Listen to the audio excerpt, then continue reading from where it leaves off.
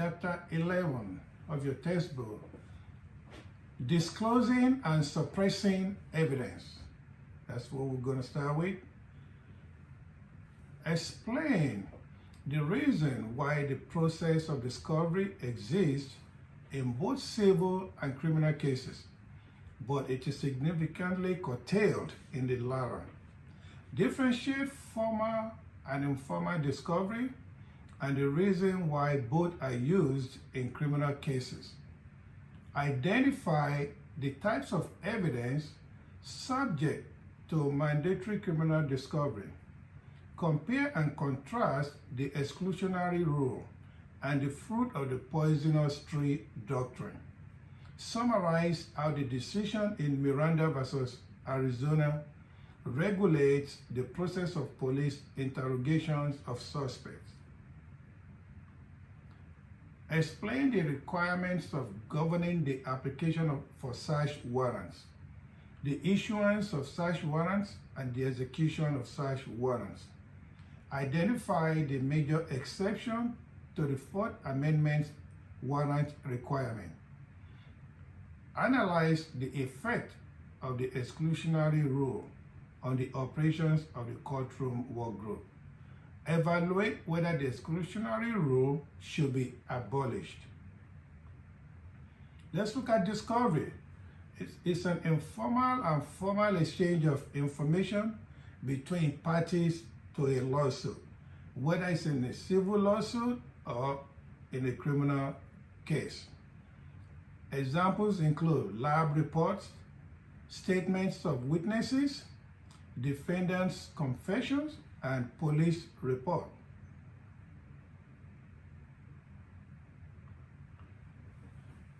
Under laws on the books, the rules requiring disclosure, no general constitutional right to discovery in a criminal case. Under the case of Weatherford versus Boise, 1977, State versus Tune, 1953. The court ruled that too much prosecutorial disclosure may result in defendants taking undue advantage. Type of information that is discoverable varies from state to state, such as exculpatory evidence and impeachment evidence.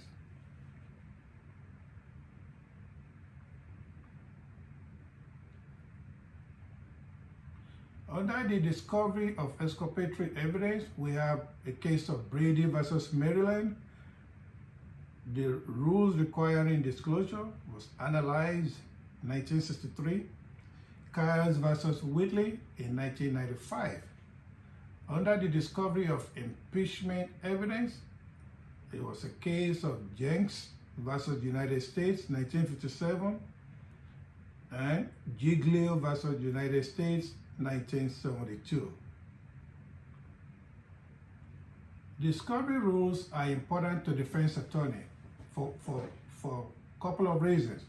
First, it saves time and money, eases the attorney-client relationship, number two, and number three, it greatly encourages guilty plea or a plea bargain.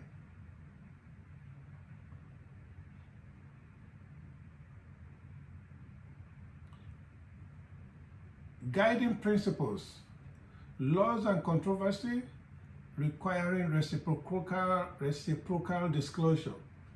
Trial should be a level playing field, such as alibi defense, insanity plea. Constitution limits reciprocal discovery.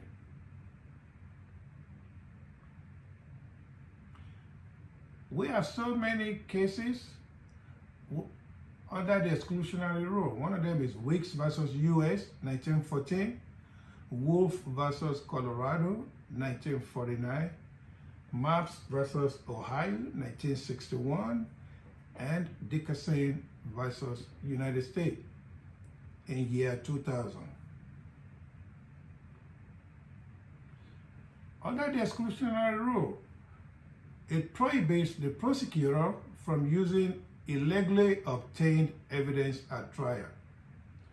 Justified on 3 grounds. the court rules that courts should not participate in illegal conduct. It also deters law enforcement misconduct, such as planting evidence. Other remedies, civil remedies, such as civil remedies, are unworkable. Derivative evidence. We also have what is called fruit of the poisonous tree is excluded from admission at trial. Poison, it means evidence directly obtained as a result of a constitutional violation. Fruit here means derivative evidence because of knowledge gained from the first illegal search.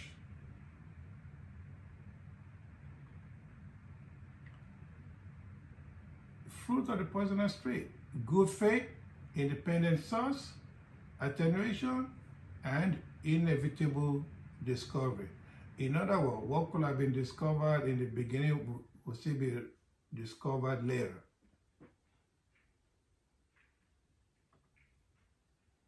Interrogations and confessions. The court ruled voluntariness standard must be used, such as Miranda warnings. The 6th Amendment, 14th Amendment, and interrogation law.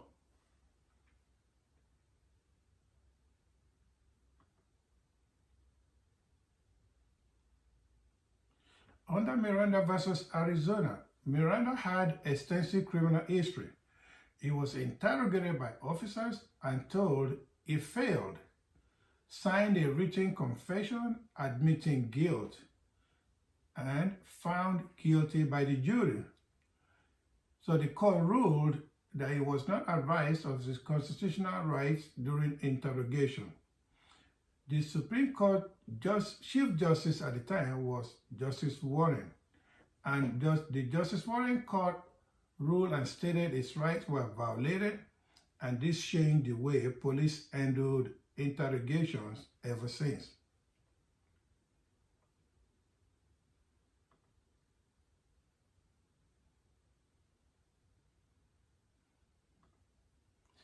Let's look at search and seizure.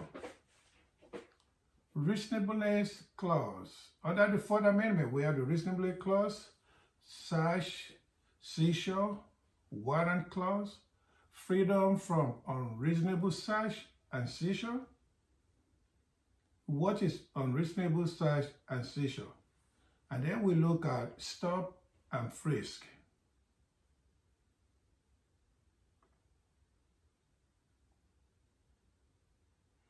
Let's look at the case under the stinking point, under the stop and frisk.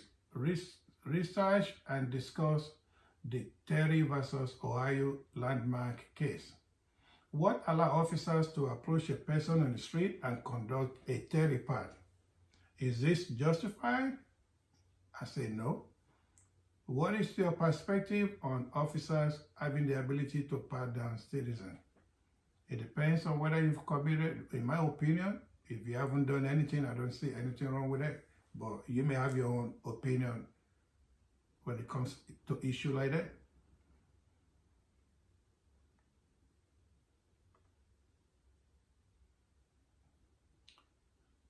Search warrants.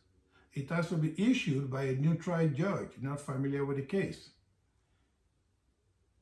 There has to be an affidavit that everybody will have to sign that lists the reason to get a search warrant issuance, particularity, in other words, supported by oath or affirmation asserting probable cause, specifically describe the place to be searched and open things and people/things to be seized. Executing the search warrant. It has to be executed in timely manner, number 1. 2, limited to achieving objective of warrant. 3, reasonable time of day. 4, knock and announce, no knock exceptions. 5. Performance of search warrants must be reasonable. 6. Reasonable amount of force when searching. Officer must file a return after completing the search warrant.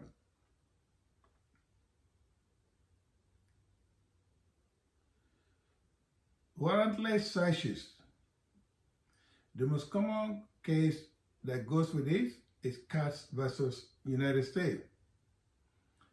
There are 3 forms of warrantless searches: consent, plain view, incident to a lawful arrest.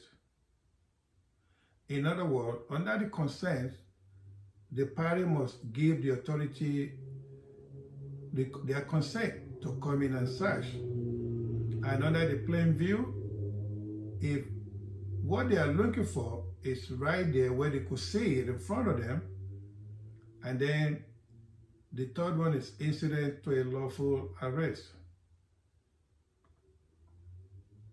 In other words, maybe somebody was driving a car and you get stopped for speeding, and at the time the police was trying to write you a ticket for speeding, then they notice a bag of marijuana in the front seat and with some marijuana smoke coming out of your car. So they don't need arrest. They don't need a warrant for that. Warrantless searches. We also have electronic surveillance governed under the Omnibus Crime Control and Safe Street Act of 1968. We have the eavesdropping and consent surveillance, electronically stored information under the Stored Communication Act, and then we have video surveillance, and then we also have the intelligence surveillance under the Foreign Intelligence Surveillance Act. The exclusionary rule and the courtroom work group. We have pretrial motions. Under the pretrial motion, the defense attorney or the prosecutor can argue for suppression motions. Defense attorney usually bears the burden of proof. Defense attorney as prime movers. Unless the defense objects, it is assumed that law enforcement officials have behaved properly.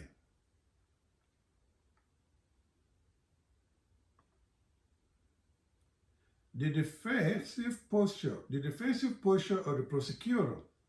Best case, suppression motions means extra work. Worst case, the case is lost. Trial judges as decision makers. Key policy makers in applying and implementing Supreme Court decisions. And then they also look at police testimony. Ladies and gentlemen, that's the end of chapter 11. So let's start chapter 12 of your textbook.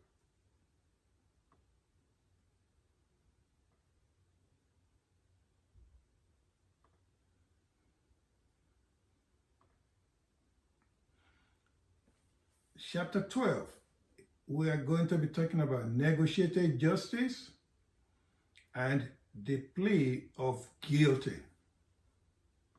Learning objectives. We're going to learn to distinguish between 3 most common types of plea agreement, discuss the 3 major factors influencing bargaining and discretion, recognize the importance of Boykin versus Alabama case, list the major reasons each of the members of the courtroom work group engage in plea bargaining. Indicate why a few cases go to trial, but most defendants plead guilty. Explain why adherents of the crime control model and adherents of the due process model oppose plea bargaining for different reasons. Plea bargain.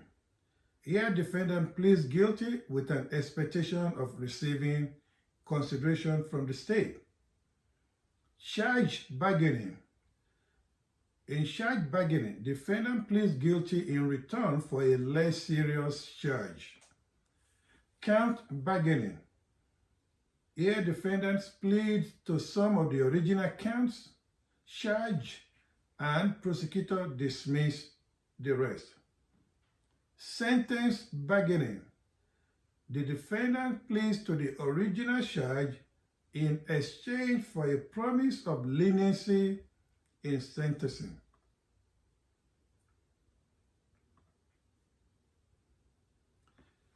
Caseloads. Expectation of courts having too many cases. Differences among jurisdictions in the ratio of plea to trial primarily reflects differences in the prosecution and the police, not in crime rates or court resources. Discretion is used. Presumption of factual guilt. No two cases are ever the same. Most legally innocent defendants are removed in earlier screening process. Under the preliminary hearing, it might occur during the grand jury meetings, and if the prosecutor, or when the prosecutor is making a charging decision.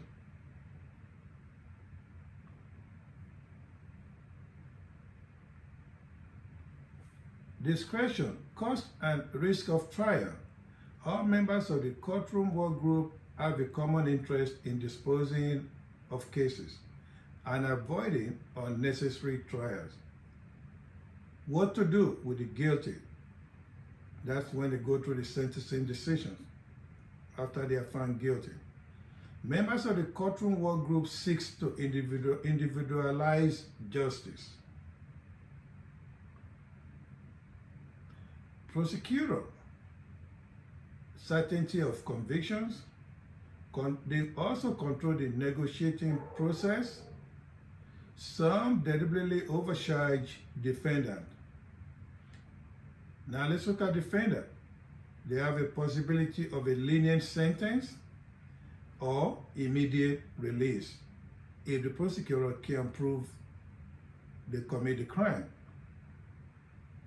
Defense attorney, their job, they assess the offer from the prosecutor, negotiate the terms of the plea bargain, and they counsel the defendant. And then let's look at the judges. The judges, sometimes special attorneys to accept pleas. Attorneys knows the going rate. In other words, a judge will accept in plea bargain for each charge. Decision-making norms. They all share a concept of how specific types of cases and defendants should be treated. They look at the seriousness of the offense. They also look at the defendant's criminal record and the strength of prosecutor's case. Why cases go to trial? Under the dynamics of bargaining, negotiating is a group activity.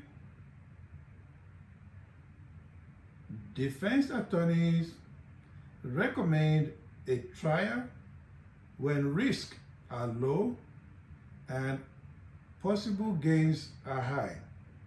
Defendants may demand a trial. Some types of cases more likely to go to trial include homicide, sexual assault, robbery, and most felony cases. Jury trial penalty. Difficult to draw conclusions because of tremendous discrepancies among jurisdictions. We have some states with 3-strike status that allow prosecutors to threaten very long sentence to a defendant. questioning the defendants. The defendant's waiver of rights, allocution, competency, nolo contendere. In other words, Latin phrase meaning I will not contest it. It has the same impact as a guilty plea, but cannot be used in civil proceedings. In Boykin versus Alabama case, 1969, a Boykin form, in other words, is required to accept a guilty plea, ensuring that the guilty plea is voluntary. The form was named after Boykin.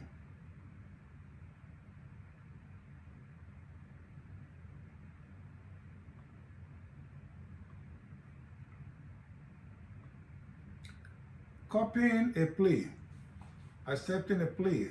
We have Alford plea. It's a case of Alford versus North Carolina, 1971. Here, defendant saves face, same effect as a guilty plea. Placing the plea agreement on the record, officially considered taboo for years. Public disclosure allows correction of any misunderstandings. Defendants now have a limited right to withdraw a guilty plea.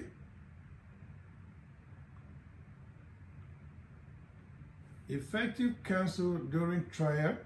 We have a case of Missouri versus Fry, 2012. Lawful versus Cooper, also in 2012.